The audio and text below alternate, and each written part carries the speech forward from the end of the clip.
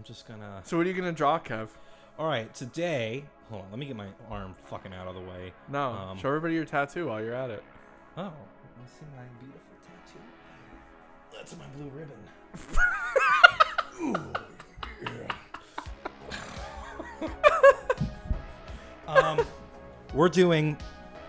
Because my last name is Paps. We're going to do some Stranger Things characters today. Yeah. We're going to do Vecna, we're going to do Hopper, and we're going to do Eddie. And then you'll have to guess which one is which. Fuck me in the ass, God damn it.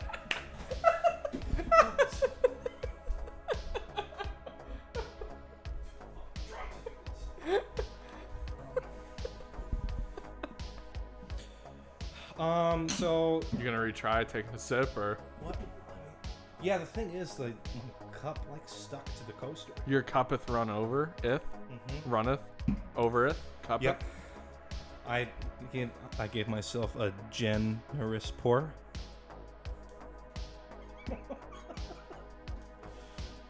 You're the one who should be making these jokes. You're a dad. So tell me about you watched Stranger Things, right? I did. Like I love that show. I Yeah. think it's a great show. Mm-hmm. I guess put like a big like spoiler warning. Spoiler warning. Yeah, if you haven't Couldn't seen talk. all of Stranger Things, or if you've seen seasons 1, 2, and 4, but not 3 yet. That to me, okay. So there's a couple of things actually. Speaking of that are interesting. Bringing that up, right? So for one, a friend of ours, we were talking about the show, and he was like, "Oh yeah." His name is Adam. Bleep his last name, unless he wants to be on it. We were talking about the show like right after it had come out, like the week after, and he was like, "Oh yeah, this is pretty cool." I was kind of confused though, and we're like, "Oh," and he was like, "Yeah, well, I mean, it makes sense. I only watched season 1 and 2, and then I didn't watch 3, and then I watched 4." I have no idea how that happens. I don't either. And here's the other thing. Louisa, Kevin's girlfriend, also does this thing where, and she admitted this to us, Yes. where she'll watch a show, but she well, you probably can tell it better than I do. So as she was watching Stranger Things, and she does this with a lot of shows, she gets impatient and she just wants to know what happened, but she doesn't want to go through the hassle of like actually watching the show. So she'll play it on like double speed, so it's already going fast, and then she watches it on her phone and does that thing where you constantly like double tap to fast forward 10 seconds, and we'll just watch the episode every couple seconds. All right, double tap, as if she's just skimming the episode to like get the general sense of, okay, I get what happened. I don't need to like actually watch this. Which is the craziest thing. It really is. It's actually infuriating as someone who like loves TV and movies and the art of making all that shit. It's maddening.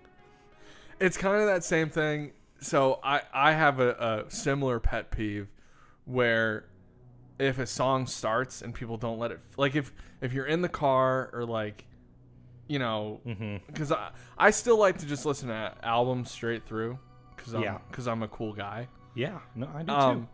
But I always like that, and if I have time, I'll always do that. But like, you know, driving back and forth from work or something, or if I'm like short trips, I'll just I still use an iPod. I'll still listen to it on shuffle. What right? a hipster. Yeah, I know. But a pet peeve of mine is if you're in that situation and like if you let a song play for like a minute or like 30 seconds or something, you just gotta roll with it. You have to finish it. You can't pass the song up after, 30 to 70% of it. If you make it to that 30% mark, you've got to finish it. So the idea related of having a show and not actually watching it, but just watching every 10 seconds is insane to me. It is to me too. And Louisa has a weird relationship to music too, where she'll get stressed out by songs easily if it's like a really fast-paced like bluegrass song and the banjo's going crazy, or if it's like metal electric guitars, or if it's just too loud and fast and there's a little bit of distortion on guitar or something, then she'll either reach up and skip it, or she'll just turn the radio off and say, I just can't right now, I can't do it. Really? Yeah. So what is she like music-wise? Like, what are bands that she doesn't have that experience with? She loves the Avett Brothers. We both do. I think that's probably our biggest like shared loved band. And they're kind of like flowy-ish, acoustic-y. Not always. They are like a lot of acoustic music, lots of bluegrass, country, folk type sounds, but also some rock. They occasionally get heavier too, because they were originally had formed like a screamo band. Really? That's what they were first. Yeah. I had no idea. I don't know that I've ever heard one of their songs. Oh, really? I don't know that I have. Oh, you should. They're from North Carolina. They're from Concord. Wow. Sorry. I don't know why. I have an appreciation for like bands from the place where I'm living. Currently in. Yeah. That's fair enough. Like when I was in Alabama, too, I was like really big into Alabama Shakes and St. Paul and the Broken Bones and Lee Bain's Third and the Glory Fires and stuff. Like just groups from the area. I don't know. There's just something that feels. There's some kind of big. I don't know if they're metal or like post-hardcore, but I think it might be Between the Buried and Me. They're from Winston in Greensboro. Oh yeah. And they're like big shit. So, I've never heard of them. Do you like them? No, I don't know who they are. You don't like anything new except the Avett Brothers. Is it Avett or Avett? Avett Brothers. I'm gonna look them up. You should. They got a documentary on HBO. I love band documentaries. Directed by Judd Apatow, or maybe just produced by him or something. But it was all about like the making of their then most recent album, which is one of my favorites, called True Sadness. That's really, really good. All right, I'll listen to it. So just as someone who like plays music and likes to record and stuff, I think you'd appreciate it it's like about the process, which I feel like a lot of band documentaries are maybe not quite as focused on. They skip a little bit because they feel like it's boring. Yeah. I've never seen a Wikipedia page. Well, you know how it's like they'll have like the people in the band and then in parentheses like their primary instruments that they play? Yeah. I've never seen this, okay?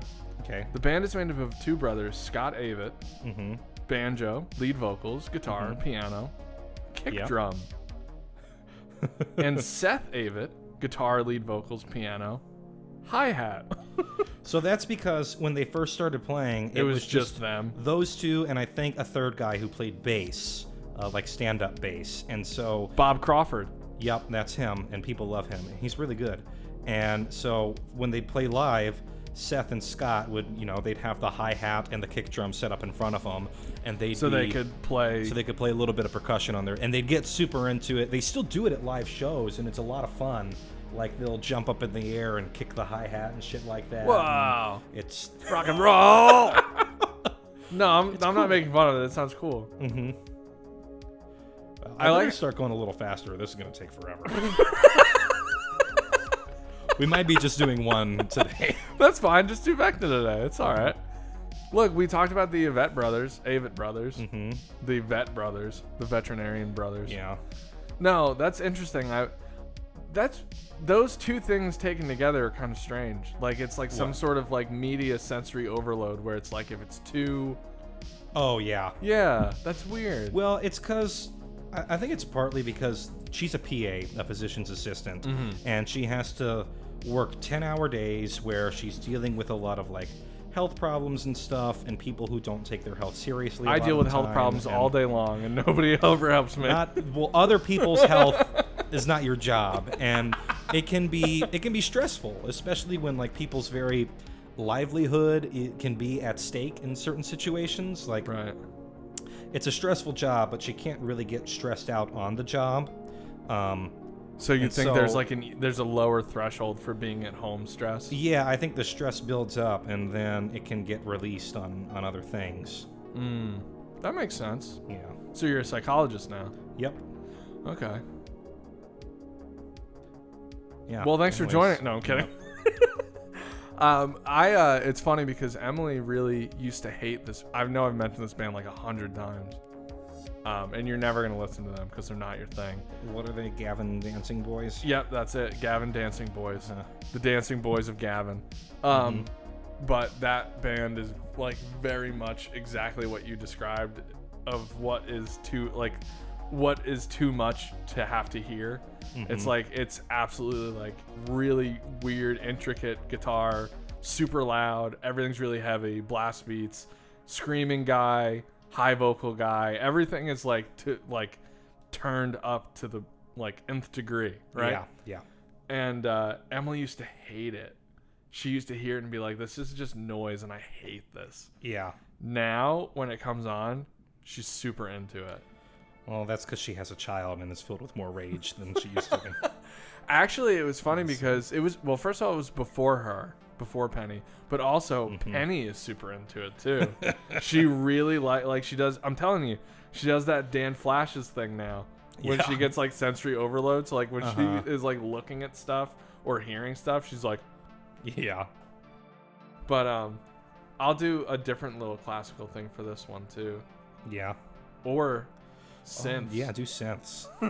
You do synths, not me. Okay, I'll do that. It's seriously gonna be like a 40-second loop though. That's fine. Okay. It's gonna be really shitty. Make it sound like running up that hill. No. What's your favorite? Because everyone loves that song, and it's great. I do like it. Yeah, but don't you? Do I need to reiterate it? What? Aren't you? But I'm gonna be mad at you that you like it now because you didn't like it before. Ugh. And then you heard it, and now you like it. That's not allowed. That's how everything works. Nope. If you like something, it's because you saw or heard it somewhere. Nope. And then you liked it. The internet says if you don't like that, if you didn't like that song when it was released in 1980, whatever, even if you were born in 2000, whatever, you are not allowed to like it, even though it's currently in a thing that you like now. Not allowed. Yeah. But I was gonna ask. That's my favorite argument of all it's time. so fucking stupid. It is really fucking stupid. What is your favorite musical moment in Stranger Things? Oh. Not just from the most recent season, but like in general, what has been your favorite use of music in the show? Because I have one. Well, give me yours first. Mine is when they use Peter Gabriel's cover of David Bowie's Heroes, both in the first season when they first like think that Will is actually dead and they find his like fake body in the lake, and then in I think it's in season 3 when like Hopper quote unquote dies. When so he like dies. both of them were with fake out, not real deaths. Yeah. But like just the use, that song is so great, and it's the funny. emotional weight of it in those moments like works really well. Because that's actually what I was gonna say was when yeah? they played that song. I didn't even remember it in the first season. Yeah. But in the end of the third season, when they pretend he's dead, even though they immediately backtrack. Yeah. Like 30 seconds later and they ruin it. But when you think that he's dead and they play that song and everybody's saying goodbye, that was a good one. They should have just... I get frustrated with things that do this, and like Marvel is a big culprit of this particular fake out death. Star Wars does it too, a lot of Disney stuff in general, where it's like they want to have it both ways. They want to have that like emotional impact of, oh, a big character died, but they want to keep that character around. So psych, not really. And it's just lazy storytelling, and also the stakes start to feel not real if you do that too many times. That's Stranger Things' number one problem. And I mean, in my opinion, and I'm a genius, but I do feel like the Hopper thing really undercut that whole arc, because the whole point of it was like, all right, well, had to do this thing, and now he's dead, and then there were real consequences for the people left. Right. And then they immediately took them away. And then not only did they take them away, they took them away from us, the viewer, but the character still had them. Right. For the whole season. Right. And that to me was kind of like, you know what? You probably should have, like, just not done it. Yeah. Or, like, at Either least not not do tried it to at all. play like he was actually dead. Like, Right. let us, the viewer, know that he survived. And it's fine if the characters think he's dead. That can be interesting. That would have been better. Yeah. But to try and play it both ways is just, I don't know. Yeah. I get. Well, I and get a little again, like particular for about this that. most recent season, like they spent the whole season raising. And again, part of this I think too was because it was, when we talked about this, but because it was separated by the last 2 episodes coming out later, Yeah. it left a lot of time for speculation. Yeah. But I think too, it's kind of like the whole season was built up and felt more dangerous, and there were higher stakes the whole time. Yeah. And then to have those stakes pay off kind of, and have a relatively major character die and then immediately turn around and be like, Oh, that was. I mean, they're that was the technically worst. still alive. Like, I think that Max should have absolutely like really died. right. And then too, the implication at the end, it's like, oh well, yeah, she's not dead, but there's nothing going on. So it's like, okay, so is she like, is that character out of the running now? She's in a coma, and she's gonna be in a coma like until they figure out how to get her out. Right, but that's And- boring. Yeah. Exactly. That's stupid. I don't know. I liked this. Speaking of Vecna, now Richard drawing him, I think that was a cool character. I liked the change of pace a little bit.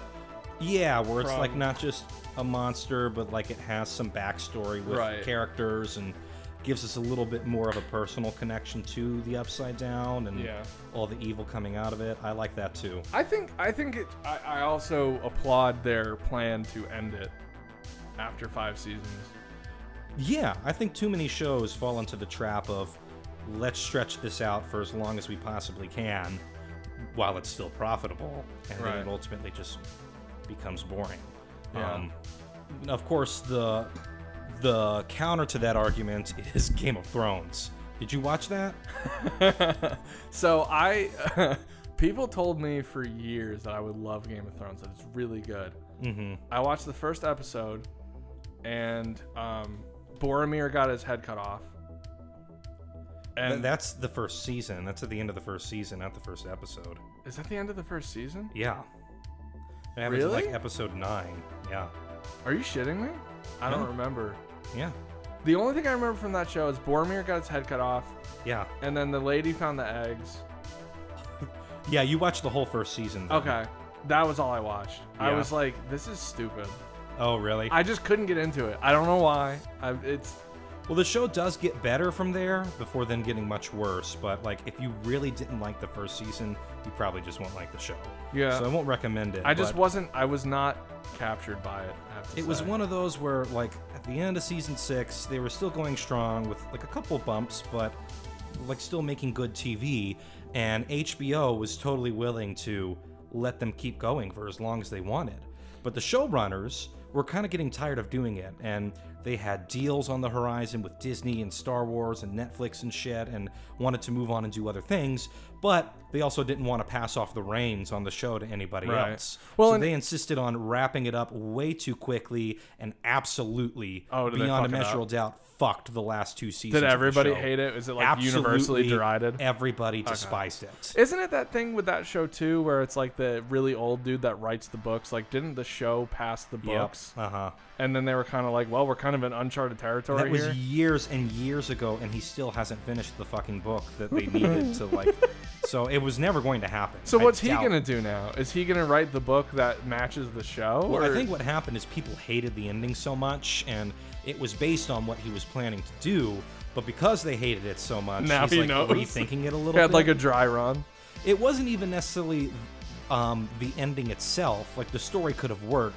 It was just that it was way too rushed and did not feel earned at all. Oh, sorry, I forgot too.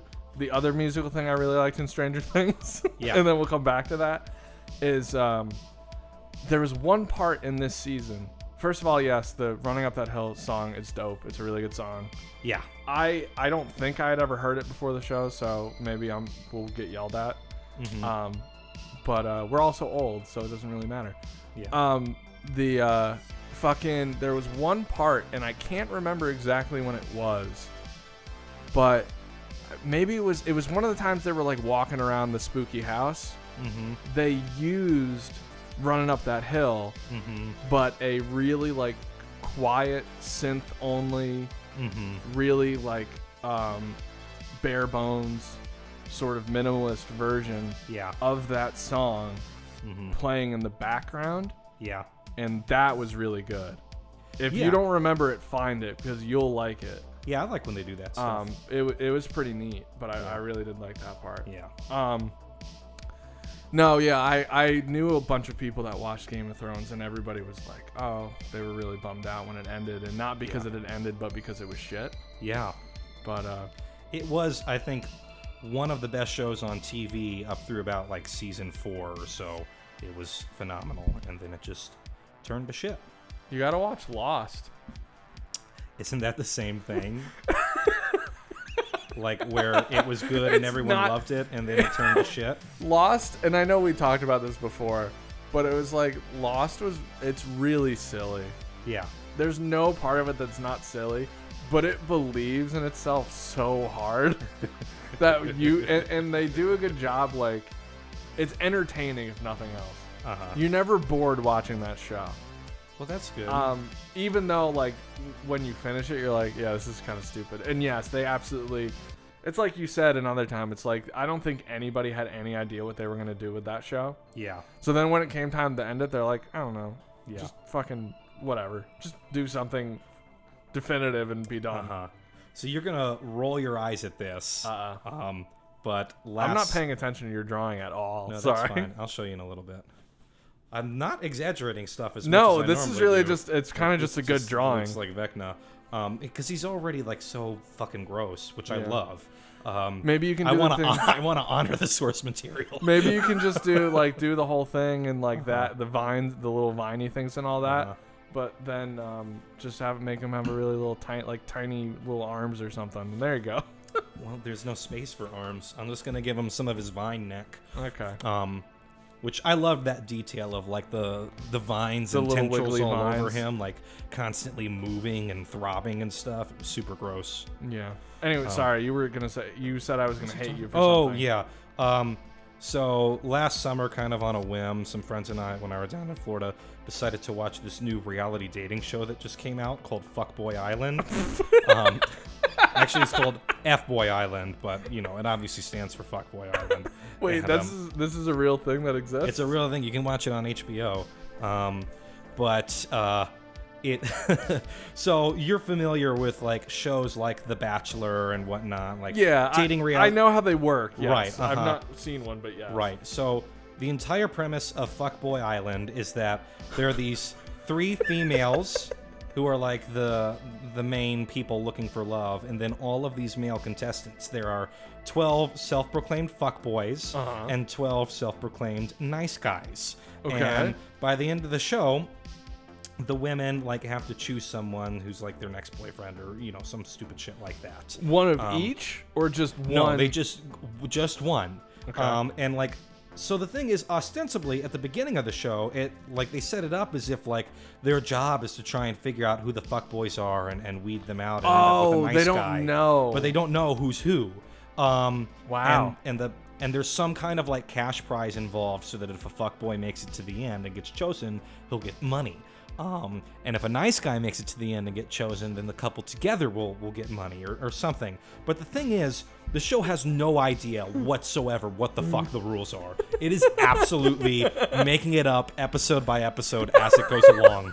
And the rules for like gameplay or whatever change to the point that like halfway through the show, they just say, all right, we've like kind of gotten tired of this like guessing game, so everyone's just going to reveal what they are. And then the fuckboys are going to have to try to convince the girls to like give them a chance that they've changed or something like that. But wait, And- but even by their own rules, then it's more fiscally like beneficial to be a fuckboy. Because if you make it to the end, then you get all the money. So they don't even reveal how the money works until the last episode. Like they're just this. They keep hanging like you could win $100,000. What made you watch this? Someone was like, it was late at night. We were all drunk. Like, let's watch this stupid fucking show. And then we like got into it because it was so dumb and had no idea what it was doing. Okay. And so they don't even reveal until the last episode how the money part of it all works. And by the last episode, multiple women, despite knowing they were fuckboys, have like brought fuckboy, like they all have their 3 or 4 finalists or whatever. Sure. And they narrow it down to 2. Each one of them has one fuckboy and one nice guy. And it's in the final episode that it's revealed before they make their final choice.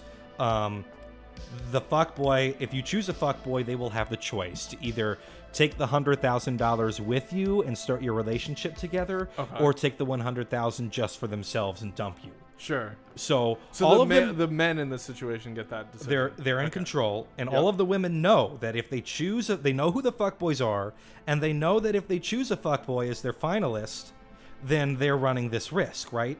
Right, and if they choose a nice guy, they don't. There's no risk you at all. two together. Yes, exactly. Okay. 2 of the 3 still choose a fuckboy. And they're absolutely douchey. All of them are, even the like self-proclaimed nice guys are pretty douchey. And did the 2 fuckboys take the money? One of them did not. One of them's like, I love you. But the first one, the first girl who... I love you. The first girl...